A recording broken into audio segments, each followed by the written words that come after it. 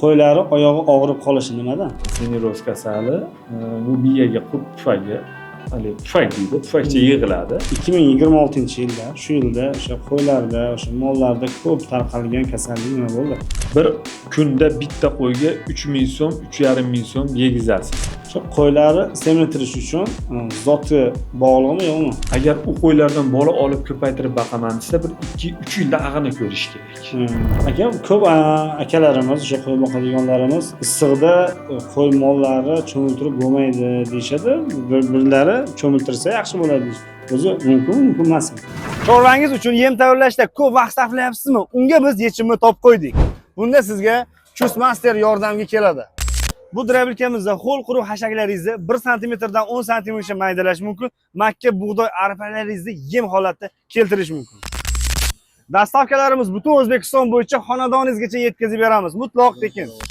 Mahsulotimiz qiziq bo'lsa, pastdagi nomerlarga aloqaga chiqishingiz mumkin. Assalomu alaykum Drabilka.uz va Chusmaster obunachilari. Mana bugun navbatdagi podkast loyihamizda mehmoni akamiz, juda ko'p o'sha qo'y boqadigan akalarimiz, tanigan akamiz Zohidjon aka Hakimovga bo'ldilar. Xudo xolasa aka, xush kelibsiz Chusga avvalambor. Yo'q demak, o'sha ko'rsatuvimizga kelganingiz uchun rahmat. Rahmat sizlarga ham, avvalo obunachilaringga, salom hammasiga. Qo'limizdan kelgancha manfaatli video bo'lsa, biz ham xursandmiz. O'zingiz yaxshimisiz aka? Charchamay, issiqlar bilan yuribsizmi? Rahmat. Endi bunda loyihamizda o'sha chorva sohasiga qiziqayotganlarga biz savol beramiz. O'sha siz javoblaringiz ularga ham qiziq. O'shanga bir ozgina savollarimiz bor. Bemalol. Ruxsat bersangiz beramiz.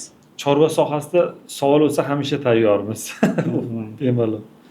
Xo'p, birinchi savolimiz o'sha chorva sohasiga qiziqayotganlar, o'sha yangi boshlayman va tezroq daromad olaman deb qiziqayotgan akalarimiz, ukalarimiz bor. Birinchi o'rinda nimaga e'tibor berishlari kerak? Chorva sohasida yo'nalish bor-da. Hop. Hozir endi naslchilik yo'nalishi bor, bo'rdoqchilik yo'nalishi bor. O'ziga tanlash kerak. Mana shu ish bilan shug'ullanaman, bo'rdoqchilik yoki naslchilik. Ikkovida ham birinchi navbatda e'tibor beradigan narsa bu narx-navo. Narx-navo. U olishdan oldin birinchi olishni o'rganib olish kerak. U olish hech narsa emas. Bitta telefon qilsangiz zot bir kamas qo'y keladi 1 soatda. Uni qanaqa hayvonni olishdi, qaysi hayvonni foyda qilishdi davri bor o'zi. Misol bahorda bu qo'yni olsangiz, kuzda bu qo'yni olasiz. Biznes reja qilib olish kerak. Birinchi o'sha biznes reja qo'lingizda bo'lishi kerak. Misol yanvar oyida qaysi qo'yni olish kerak? Misolda yil boshida. Yanvar oyida olish kerak, bolali qo'y olish kerak. Misol endi tilloyi teng maslahat sizga berib ketaman endi. Yo'q, rahmat. Bolali qo'ydi. Yanvar, fevral, mart oyigacha qo'y ozg'in bo'ladi. Nihoyatda qo'y ozib ketib qoladi. Tug'ib, ko'payadigan davrida qo'yni eng arzon davri ash payt bo'ladi. Yanvar, fevral, mart. O'sha martdan bu yog'iga ko'k chiqdimi yerga? Semirishni boshlaydi, hayvon qimmatlashni boshlaydi. Shu yanvar, fevral, mart oylarigacha bolali qo'y olishni tavsiya qilaman. Mart oyi, mart, aprel, may, iyun boladan ajragan qo'y olishni tavsiya qilaman. Bu bolasini katta qilib qo'ygan, enasi ariqlab xunuk bo'lib turibdi, yarim puliga oladi. Mana shunday kelaverasiz. O'sha may oyiga kelgandan keyin ikki tishli qo'chqonlarni olishni tavsiya qilaman. Sabab may, iyun, iyul, avgust 3 oydan baqyapti-da bular. Tushunyapsizmi? Avgustga olib kelyapsiz, urug'qa uni beryapsiz keyin. Ko'ryapsiz mana etapma-etap. Biznes bitta plan bo'lish kerak. Qaysi paytda qanaqa qo'yni olib yetiltirishim kerak? Bozor talabi bu. Bozor talabi. Shu. Xo'p, keyingi savolim, shu bozordan o'zimiz mana borib, qo'y oladigan bo'lsam, o'zim yaxshi tushunmayman. Endi o'sha qo'y sohasiga, chorva sohasiga kirib kelyapman. Birinchi o'rinda nimaga e'tibor berib olishim kerak? Ya'ni men uni olib turib, shu uyimda boqishim kerak va tezroq daromad olishim kerak. O'sha qo'chqor olish uchun. Masalan, Murodjon, birinchi masala qo'yni arzon olish kerak. Arzon endi el qatori, misol bozorda qimmat olmaslik kerak. Bu bir olishda o'z bozoringizni qilib olishingiz kerak, talash tortishib. Keyin ikkinchi etapi sog'lig'i yaxshisini olish kerak. Qo'y o'zi shunday turgani bilan ichidagini hech kim bilmaydi. Lekin 3 kunning ichida hamma nimasi bo'ladi. Masalan, men bir haftagacha garantiya beraman qo'yimga. Sizdan olganlarga. Mendan olganga. Nimaga? U 3 kun, 4 kun, 5 kunning ichida qo'y yo'taladi. Misolda yo'tali bor, yo'taladi, yemaydig'ini yemaydi, kasali bo'lsa bezovta qiladi. Lekin men dogovorni shunday qilib olamanki, oddiy, misol birovga hayvon sotyapsam, oyog'ini sindirib qo'ysangiz, bo'shtirib qo'ysangiz meniki bas. Qolgan hamma yo'g'i meniki. Misolda deb dogovor qilinadi. Shunday endi yangi qo'y olayotgan aka-ukalarga ham tavsiyam, kimdan olsa ham hech bo'lmadi deganda bir haftaga ko'pchilik bermaydi garantiya, 3 kunga beradi. 3 kunga misol garantiyasini olib olish kerak. 3 kun ichida yo'tali bor, yo'taladi, oyoq oqsaydi, uni egasi bilan kelishib olaveradi. To'g'rimi? Misol, albatta. Shuni dogovorini qilib olish kerak haligi. Nimasi bo'ladi? Sog'lig'ini yaxshisini. Endi olib kelingandan keyin albatta tozalov kurslarini o'tkazmasangiz, Qanday bo'ladi ular? tozalov kursi birinchi navbatda olib kirib kelgan hayvoningizni ustki parazit. Bu bit, burga misolda har xil holat, jun o'sgan bo'lsa, juni. Endi to'g'risi men ishqibozman, hali ariq qo'ylarni ham olib parvarishlashga. Demak, tan joni sog', ariq qo'y, juni bilan turib tuxurpay. Buni junini tagidan olish kerak. Eng zo'ri kirsovunda cho'miltirish kerak, kirsovunlab. Badanida ham nafas oladi hayvon. Badanida hujayralari ochiladi. Hali kirsovunda yuvganingizdan keyin maza qiladi o'ziga. Keyin ana hayvon sizga duo qiladi-da, keyin baxshga tashlaysiz. Bir kun shu och qolgizib turib, ertamatanda ichak qurtiga dori ichish kerak. Albatta ichak qurtiga. Ikkinchi etapi bir haftadan keyin jigar qurtiga. Ichak qurti bilan jigar qurtini bitta dozada bera olmaysiz. Qo'yga qiynab qo'yasiz. Bir hafta, masalan, bugun siz ichak qurtiga lecheniya qildingizmi? Yana 7 kun o'tkazib turib jigar qurtiga qilasiz. Demak, sizni qo'yingiz hozir tayyor bo'ldi. Birinchi eng zo'r etaplardan o'tib bo'ldingiz. Arzon olib keldingiz, junini oldingiz, ustki parazit, ichki parazit, jigarga, qurtiga qildingiz. Endi xo'p, 4-etapi ularga oziqasini to'g'ri berish. Oziqasini to'g'ri berish bu albatta vitaminlar deymiz, ukollar.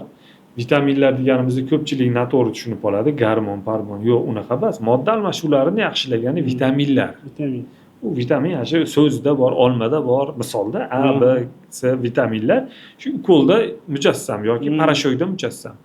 Albatta buni berish kerak. Modda almashuvi yaxshilanib, hali hayvon kengayishni boshlaydi, tezroq semirishni boshlaydi. Xo'p. Aka, ko'p akalarimiz, o'sha qo'y boqadiganlarimiz issiqda qo'y mollari cho'miltirib bo'lmaydi deyshadi. Birlari cho'miltirsa yaxshi bo'ladi deysh. O'zi mumkin emasmi? Qo'yni albatta cho'miltirish kerak. Men kecha kunga ham video qo'yganman. Sahar misol yozgi kunlarida 4 dan boshlab 9 gacha uzag'i, bo'lmasa 8 gacha cho'miltirib olish kerak. Banan qisimasdan turib. Ba'zan misol dalalardan kelayotgan, tellab kelayotgan qo'yni cho'miltiradigan bo'lsangiz, bu odam qana shamollasa, bu ham shunday shamollaydi, o'pkaga urib yuboradi, issiq ichiga urib yuboradi. Shuning uchun saharda cho'miltirishni tavsiya qilaman.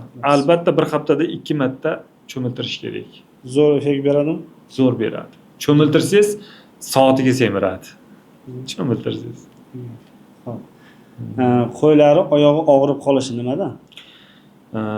Oyog'i og'rib qolishi endi hozir asosan nimasi bo'ladi? Tirnoqlarini olmaydi odamlar. Ko'pchilik hammasi halaqa yashur ekan, bunaqa bo'lyapti ekan deydi. Yo'q, bu misol ko'pincha tirnoqlarini olmagandan keyin tirnoqlari sinadi. Singanda bir oddiy misol qo'lingizga bitta yinani uchidek, yinani uch kirib ketsa qana og'riydi. Shunaqa bo'ladi bu. Birinchi navbatda olib kelingan hayvonni tirnoqlarini ham pedikur qilib, chiroqli qilib kirsovullarda yuvib, zugni cho'tkalarda tozalab, bir qator ko'rib olish kerak oyoq og'riyotganini. Men ko'pchilik menga telefon qiladi, qo'yim oyoq og'riyapti ekan deydi. Shuna qilingchi desam, yorg'i bor ekan tizzasining orasida deydi. Tuyog'ini orasida. Demak, u yerda infeksiya bo'lib davolanmay yuribdi-da u. Birinchi navbatda shuni qilish kerak. Keyin davolansa bo'laveradi. Bo'ladi. Endi profilaktika uchun antibiotik albatta kelgandan keyin qilish kerak baribir. 5 kun antibiotik qilsangiz, ancha-muncha anaqa viruslik nimalari bo'lsa, oyoq og'rig'ida yo'qoladi shunda. Xo'p aka, azaldan qo'yni o'lishiga chidasang, qo'y boq deyishadi-ku. O'sha qo'ylarni nobud qiladigan o'zi kasalliklar nima bo'ladi? Endi bir-biriga yuqmaydigan 277 xil kasali bor qo'yda o'zi uka. Qaysi birini ko'rasiz endi? Misolda ko'z og'rig'i bor, bir yuqumsizda endi bir-biriga. Endi yuqumli, yuqumsiz kasalliklar bo'ladi. Endi men ochiqini tan olaveraman, men bir kitobiy, bir diplomli doktor emasman. Men tabiiy o'zimni hayvonlarimda uchraydigan kasalliklarni davolab yurgan odamman-da endi. Shu misol qo'yga qarayman, ichida dardini bitta ko'raman-da va o'zimni hayotiy tajribamdan licheniyasini qilaman. Qilaman. Yaqinda o'zimizda ham qo'y bor, uyda ozgina qo'y boqamiz. Aylan bosh derkan-ku. O'sha nimadan o'zi keladi? Uni davosi bormi o'zi? Ha, seniroz. So'yvordik-da uniki. Ha, so'yvordilaring. Seniroz kasali bu miyaga qurt pufagi, pufak deydi, pufakcha yig'iladi. U asosan masalan hozir mana kecha kuni ham bir yaxshi videorolik tayyorladik. Yovvoyi hayvonlarda axlatidan endi tuxumda u tuxumdon. Misol o'sha seniroz hayvonni so'yilgan kallasini itiz yeb qo'ydi. Itiz yedi. Oshqozondan yana axlatdan tushdi. Dalaga borib o'tirdi. U o'tda nima bo'ladi? Endi shu tuxumdonlar ashta qoladimi? O't quriydi, boshqa bo'ladi. U tuxumdon joni qattiq bo'ladi, ashta qoladimi? Uni ertaga daladan olib kelib qirqib berasiz hayvoningizga. Hayvoningiz oshqozoniga tushadi. Yana shu miyaga o'tadi. Bir xil etap aylanaveradi. Buning uchun nima qilishimiz kerak ekan? Buning uchun hozir immunoparazital degan ukolimiz chiqdi. O'sha Biofarm firmaniki adashmasam, juda ham yaxshi effekt beryapti. Katta-katta qo'ychilarda oldiga ham borsam, misol 100 tadan bo'lmadi deganda 5 ta aylan bosh chiqadi. Bo'lmasa 10% chiqadi. Ha, shu nimani qiluvdik ancha kamaydi deyapti. Immunoparazital. Endi men xudo xolasa bir yil hozir qildirdim. Endi nasib bo'ldi. Chiqmasin ilohim deydi. Albatta. Aka, keyingi savolimiz 2026-yilda, shu yilda o'sha qo'ylarda, o'sha mollarda ko'p tarqalgan kasallik nima bo'ldi? Odamlar o'sha xonadonlarda qiynagan yurtdoshlarimizni.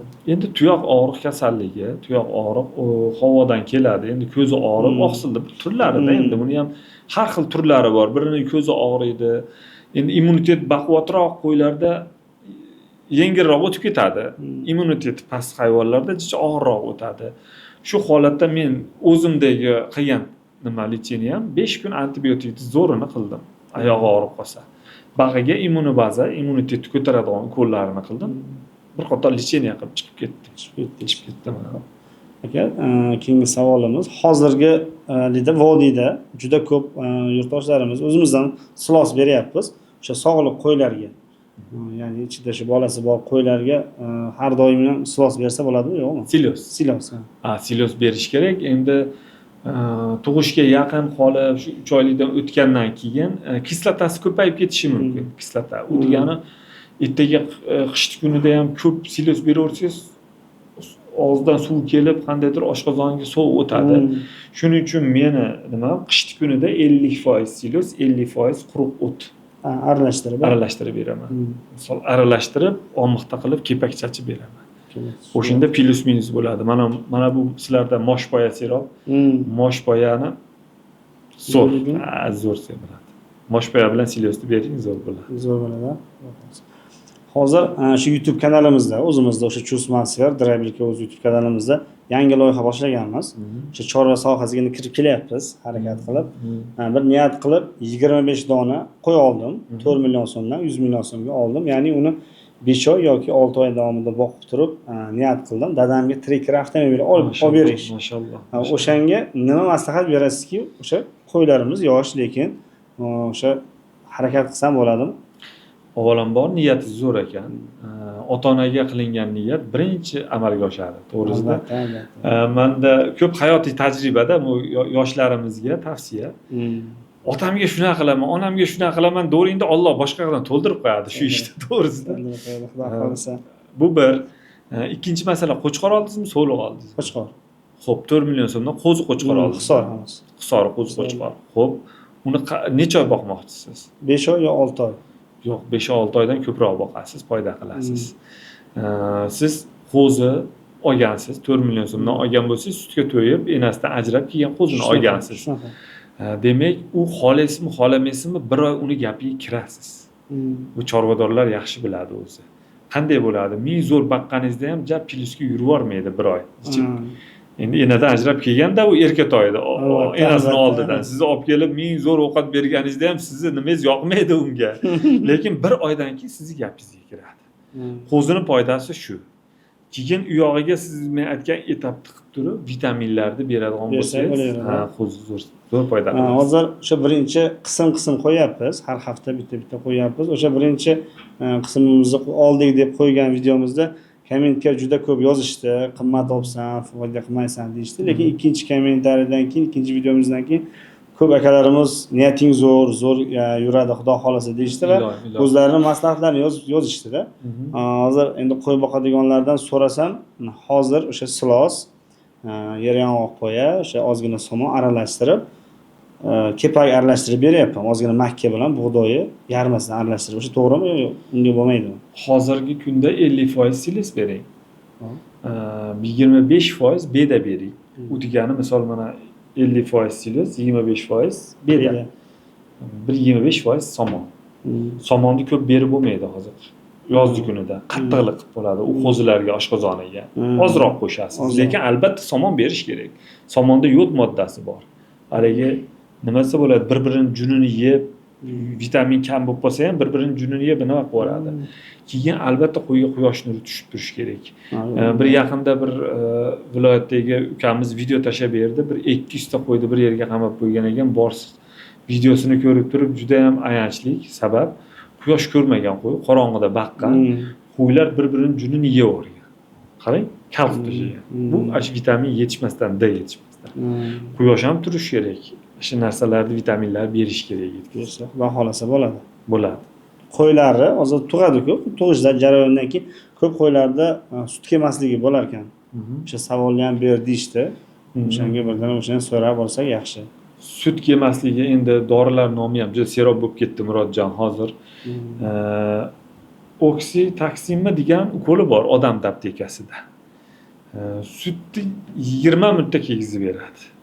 Agar shlankalari ochiq bo'lsa, maksit bo'lmasa, 20 minutda sut kiygizib beradi. Oksimaksitmi degan qanaqadir. To'g'ri nomini aniq eslolmayapman. Men to'g'risi qo'y sut kelmasa darrov ashuni olib kelib qilamiz, 20 minutdan keyin vozillab olib sut kelib ketadi. Hammasida bo'lgan. Ha, bo'ladi uni narsa. Sut keladi. Yo'llarni ochib beradi, kengaytirib. Xo'p, chorva orqasidan boy bo'lib ketsa bo'ladimi? Albatta, nega bo'lmaydi? Misol men 44 ga kiryapman. Meni Alloh shu rizqimni shu qo'yga berdi. Shu boshqa narsadan men daromad qilmayman, faqat qo'y boqaman, qo'y sotaman, qo'y olib sotaman. Men qo'y olib sotib, birinchi qo'y olib sotdim. Mana men tanigan bilgan aka-ukalarim hammasi bilishadi. Qo'y olib sotdim, keyin qassobchilikka ham qiziqib ko'rdim. Juda qiyin qassobchilik, oson emas. Uni ko'rdim, buni ko'rdim. Keyin qo'yni bilgandan keyin mana sekin hali nimalar ochilib kelaveradi qo'y sohasini. O'zingiz hunaringizni yaxshi bilganingizdan keyin. Masalan, men bozordan bitta hayvon oladigan bo'lsam, men u hayvonni bunday ko'ziga qarab turib, hayvonni bu 3 oyda necha pul bo'lishini bilaman. Misol, mana shu hayvonni 4 millionga oldimmi, 3 oyda 7 millionga sotib olishga aqlim yetadi. O'shanaqa qo'yni terib olaman-da. Misol, shunaqa darajaga kelish kerak inson. Bunday qo'yga qarab turib, buni 4 millionga olyapman, buni men 7 millionlik qilaman 3 oyda, zo'r baqib turib deb olib kirib kelish kerak o'zingizga. Lekin masalan ko'pchilik oladida, hali semirish, boshqasi ham hayolda yo'q, olib keladi. Yo'q, qo'y bilan gaplashing. Qanday gaplashing? Shunday gaplashing. Bunday sog'liqlarni men ko'raman, necha pul qilyapti deyman. Misolda men 2 oylikgacha 2 oydan ag'ana qochganini bilaman, o'zi sezaman men. Qarayman, 5 million qilyapti, 4,5 million qilyapti deyman. Tezda olaman hali qo'ydi 2,5 oylik. Demak, 2 oy 3 oyda yana qoldi, bolasi bilan bo'ladi. 4,5 millionga olsam, buni men yaxshi baqadigan bo'lsam 7 millionlik qilib qo'yaman deb qo'ydi. To'g'rimi? Albatta. 1,5 million foyda bitta qo'ydi o'zidan. Foyda qilsa bo'ladi. Yegizgan, ichkizgandan tashqari. eng arzon boqishni nima qilsa bo'ladi? O'sha dalada boqqan yaxshiroq yo uyda ham arzonroq o'sha usulda boqsa bo'ladimi? Tajribangizdan kelib chiqqan holatda. Bola boqibmi yo semirtirish uchunmi? Semirtirish uchun. Semirtirish uchun uyda boqasiz. Semirtirish. Masalan, bitta qo'chqorchani, qo'zi qo'chqorchani misolda 5 millionga olib qo'yishadigan bo'lsangiz, 1 yil dalada yursa, misol bo'lsa 7 millionlik bo'lishi mumkin. Misolda dalada yur. Lekin xonadonda boqadigan bo'lsangiz 3 oy 4 oyda 7 millionlik, 7,5 millionlik qilib qo'yishingiz mumkin. Uy sharoitida bir 2-3 marta aylantirib olasiz 1 yilda. Harakat qilsangiz bo'ladi. Keyin uy sharoitida o'sha qo'y boqamiz-ku, ko'proq davomida 6 oy joyi kelsa 1 yil boqadiganlar bor ekanda. Polli holatda boqqan yaxshimi yoki yer holatda? Yerda boqqaningiz yaxshi, sharoitingiz yaxshi bo'lsa. Agar bitta qo'yga bir 2 ga 2 joy, bitta qo'yga yerga yaxshi. Yetadi. Lekin ko'pchilik misol shahar zonada hidi kelishi mumkin, ammo hidi kelib ketadi-da unda. Polda boqiladi, polda ham boqing.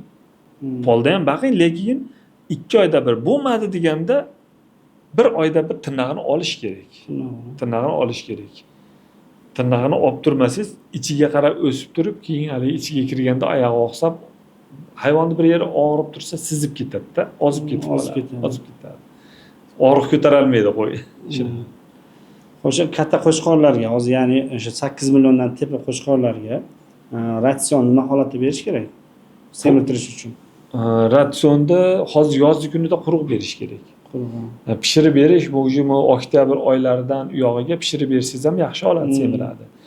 Lekin hozirgi kunda quruq berib turish kerak, drabilka bo'lgan hayvonlar. Drabilkani yegandan keyin ko'proq suv ichib semiradi. Hozir qo'y orqasidan yaxshi daromad qilish uchun hozir puli bor akalarimiz juda ko'p. O'sha uyda qo'y boqaman desam, nechta pullik qo'y olishim kerak va nechtadan boshlasam o'sha yaxshi daromadga kirishni boshlayman. Mana Murodjon boshida aytdim, yo'nalish tanlab olish kerak-da. Naslchilik bo'ladigan bo'lsa, mana zotdor qo'ylar, Arashan, Hisori, Afg'on misolda do'rperi qo'ylar. Agar u qo'ylardan bola olib ko'paytirib boqaman desa, bir 2-3 yilda ag'ini ko'rish kerak. 1-2 yilda, 1 yilda bu foydaga kirib ketmaydi. Nimaga qimmat oladi? U yaxshi nasldor qo'yda arzon bermaydi. Qimmatroq oladi, 3 yildan keyin o'sha ko'paygani nisbatiga foyda qiladi. Foyda qiladi.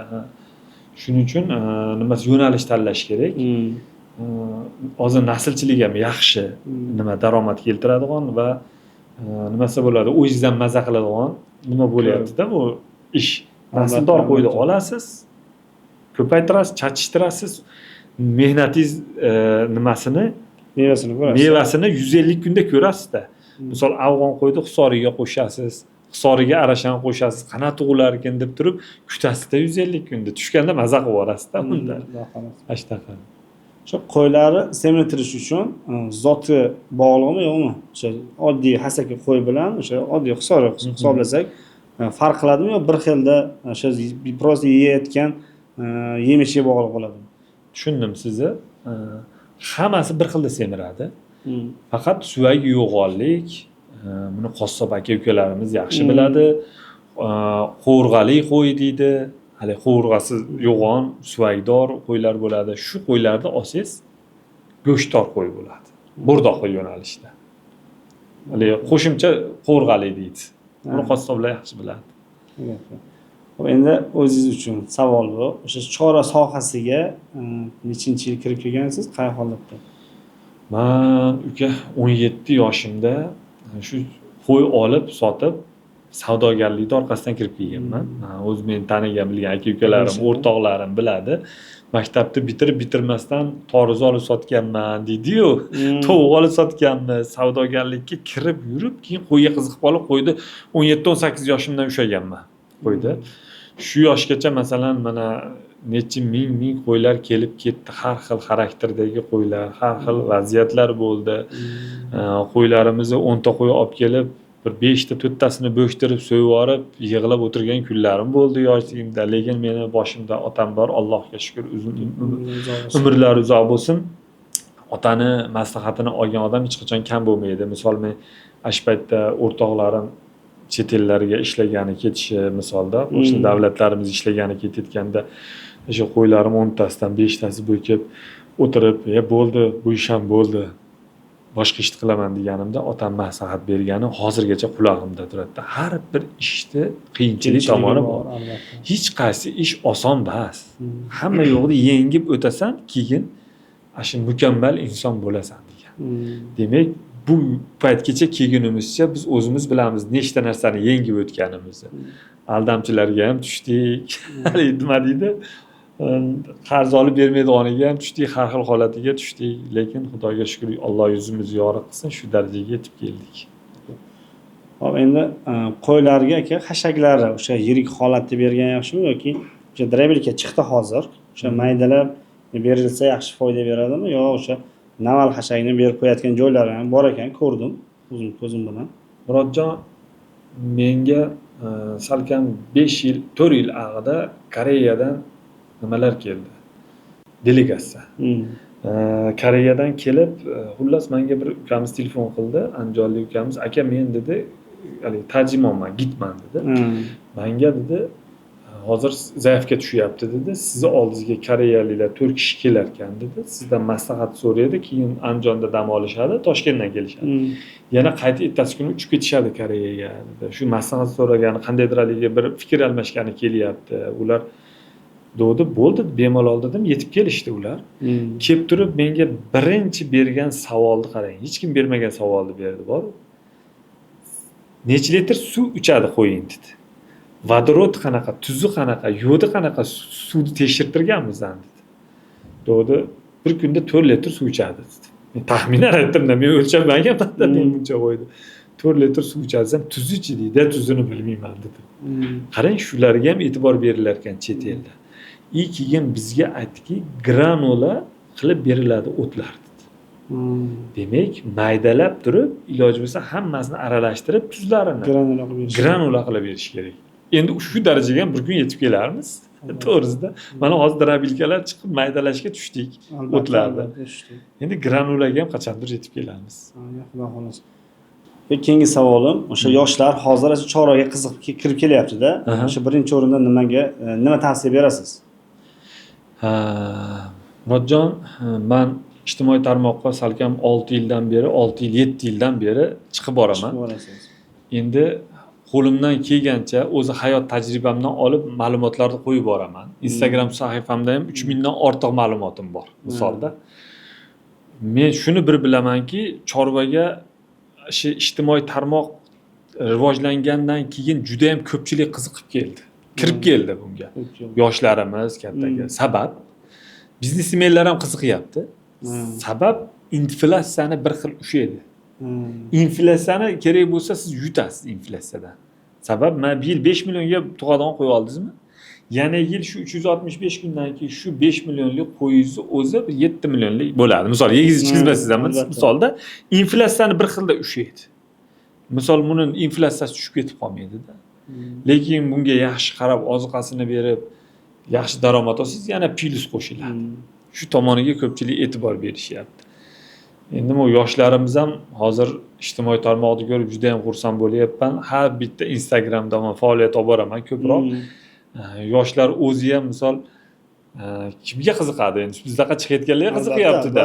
Mana uyimga 10 ta qo'y oldim, bunaqa yegizyapman, bunaqa ichkizyapman deb qo'yib boryapti. O'zini misol brendini qo'yib, misolda brendini o'zini. Bular kelajakda shularga yo'l ochib beramiz-da. Albatta shu.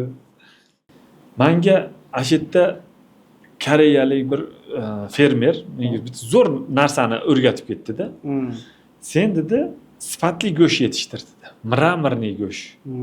Misol ularda hozir kirib ko'ryapman, massajlarni qilib mramirniy go'sht u qimmatroq go'sht yetishtirar ekanda. Misol meni orzuyim shu mramirniy go'sht yetishtirish. Ba'zi qachondir qilamiz, xudo xolasa. Lekin shunda shu odam aytdiki, guruch suvi bor-ku, guruch suvini ber, suvni o'rniga dedi. Guruch suv qandaydir qonni filtrlar ekanda. Go'shtini mazali qilar ekan. Tuz sho'rtay qilib bersa.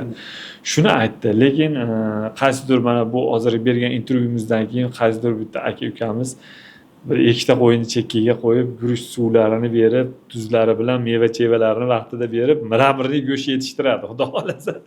To'g'risida kimdir baqadi. Shu go'shtning mazasini keyin bilamiz.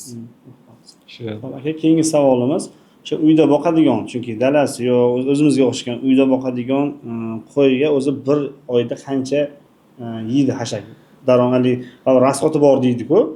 Ko'p yeb qo'yadi deydi. O'shaning uchun siz baribir hisob-kitob qilingan. O'sha bir oy davomida bitta qo'zi necha pullik hashak, o'sha necha pullik mahsulot yeydi. Murodjon, eng kerakli savolni berdingiz. Bir kunda bitta qo'yga 3000 so'm, 3500 so'm yegizasiz. Majbur zo'rg'a turgan qo'yga. Shunga siz 3000, 3500 yegizsangiz, bu hayvoningiz bir xilda ketaveradi. Misol hozir 6 millionlik qo'yingiz, yana yili ham 6 million bo'laveradi. 3500 so'm yegizsangiz. Shu 3500 so'mga 7000 so'm yegizing. Yaxshi oziqani bering, kerakli va vitaminni bering. U 3 oyda 10 millionlik bo'ladi. Tushundingiz? Qancha hayvonga mehr bilan yaxshi to'yimli oziqani bersangiz, sizga ash pul qo'shadi. Otamning gapi bor meni, hayvonga bermay aldasang, o'zingni aldaysan deydi. Shu to'ppa-to'g'ri fikr. Men uni tajribadan o'tkazib bo'lganman. Misol, bu qo'yimga bugun somon bilan ozroq bedani berib, yem bermay qo'yaveray deb 10 kun baqsangiz, 10 kun o'zingizni aldadingiz. Siz uni yemingizni puli qolib ketdi, siz o'zingizni aldadingiz. Berish kerak. Yegancha berish kerak. O'sha qo'ylarga zo'r o'zi aytyapsiz, berish kerak deyapsiz. Zo'r mahsulot, chunki zo'r oziqa bersangiz, o'zi bir kunda o'sha semirishga davrga kelgan qo'ylar bir kunda necha gram semiradi? Bir oyga tirik besiga 10 kilo oladi. 10 kilo. Zo'r olayotgan qo'y 10 kilo oladi. Zo'r. U degani rosa tirik bestiga 10 kilo bo'ladigan bo'lsa, 5,5 kilo go'sht degani. 5,5 kilo go'sht. Endi meni tajribamda shu 10 kilo oldi. 10 kilo, 10,5 kilo oldi. Lekin 15 kilo semirib ketmadi. 10 kilogacha semirdim. 7 kilolik ham bor, 6 kilolik ham bor. Lekin yaxshi olgani 10 kilo tirik bes oldi. Oladi. Oladi. Chunki bitta o'zimizdan Instagram yurgizamiz, Chusmaster. Instagramimizdan bir video qilganman. O'sha hashaklari, o'sha donlarini maydalab, ratsion holatda bersangiz, qo'ylarga yaxshi semirayotgan qo'y bir kunda o'sha 300 gramdan uzoq bo'lsa, zo'r bo'lsa 500 gramcha semirishi mumkin desam. Tirik best. Qo'ysam 900 mingta ketgan. Lekin ko'p kommentariyalarda o'qisangiz, u ketmaydi, semirmaydi, bir oyda 3 kilo ham semiradi qo'y, shunaqa deyishdi. O'shanga hayron qoldim. Baribir ko'p kommentariy o'chirib tashlaganman, chunki shaxsiyatga tegadiganlar bo'lgan. Lekin mana hozir sizdan, chunki uni siz amaliyotda ko'rgansiz, o'shaning uchun sizga savol berdim-da. Murodjon, endi kommentariyga siz kommentariyani ishi bor, ish bilan jalb odam yozmaydi. O'sha yozmasdan yoqmadi, o'tib ketaversin deding. O'tirib. Yo'q, endi misol kommentariyaga e'tibor bermaslik kerak. Endi bersa ham mayli fikrini, hamma o'zini fikrini aytadi. Endi biz unga bir narsa deya olmaymiz. U odamlarning gapida ham jon bor. U odamlarda qani oyiga uncha semirmaydi. U odamlar hayvon bilmasligini shu yerda bilindirib qo'yyapti-da. Hayvon misol hozir tirik besda 70 kilolik qo'yingiz, bu 70 kilolik qo'y bo'lsa, bir oy 80 kilo bo'ldi. 10 kilo, ha? Keyingi oydan keyingi oyga o'tishga 85 kilo bo'ldi. Nimaga bu bir o'tgan oy 10 kilo semirdi-yu, keyingi oyga 5 kilo semirdi deb turib, meni qo'yim yaxshi semirmayapti deyish mumkin. Bu bitta xato. Ana xato qilyapti, qo'yni bilmasligi. Nimaga? Bu oy qorin sohalari kengayib, ko'proq oziqa yeb, kilosi og'ir bo'lishi mumkin. Misol, bu 70 kilolik qo'yingiz, 70 kilolik qo'yingiz so'ysangiz 40 kilo kelsa, 55% bersa. Ha, mana u yem yeb ozroq qo'shgan nisbatiga go'sht prosenti ko'tariladi-da. Bu mana unda 38 kilo, 40 kilo kelsa, mana u oy qo'shmagani nisbatiga, lekin go'sht prosenti qo'shilib 45 kilolik qo'yib qoladi. Go'sht prosenti ham oshadigan davri bor-da, uni qassob biladi. Qassoblik aka-ukalar bunday ko'rib turib, yo bu suvlanib qolibdi, bu endi girboni to'libdi, demak, endi tevasiga oladigan payt kelibdi deydi. Buni so'yib yurgan qassob sразу ichini rangga qilib bo'ladi, to'g'risi. O'sha biz qassob haqida keldik, mavzumiz. O'zi zo'r semirgan qo'y necha foiz go'sht qiladi? Menda 72% bo'ldi. 72%. 72%ni ko'rdim o'zim ko'zim bilan. Lekin 77-80% deganlarni ham eshityapmiz. Lekin men 72% menda bo'ldi. Nima bilan boqqansiz o'shani? Sir bo'lmasa. Yo'q, men olib so'yganman. Ha, olib so'ygansiz. Bir xolani qo'yini olganman. Nonda baqqan ekan. Dasturxonchi xola. Dasturxonchi xola ekan, nonda baqqan ekan, shu o'ta semirtirib yuborgan ekan. Endi yog' go'shi bo'lib 72% bo'lganda. Shunday nonda yaxshi semirar ekan dedim men. To'g'risi. Rahmat aka. Aka, rahmat. Yo'q demay taklifimizga, yo'q demay kelganingiz uchun. Men bilmagan ma'lumotlarimizni berdingiz. Rahmat, xudo xolasa. Videomizni chetgacha ko'rgan yurtdoshlarimizga rahmat. Xudo xolasa, kanalimiz yangi, obuna bo'lib qo'ying, Chusmaster. Xudo xolasa, bundan keyin zo'r shunaqa akalarimizni olib kelib, xudo xolasa zo'r ma'lumotlarni olamiz. Hammaga rahmat. Rahmat, kanalingizga rivoj. Xudo xolasa, chorva sohasi bo'yicha qanaqa savollar bo'lsa, yozib qo'yaverasiz, kelib javob qaytaraveramiz. Xudo xolasa. Rahmat aka.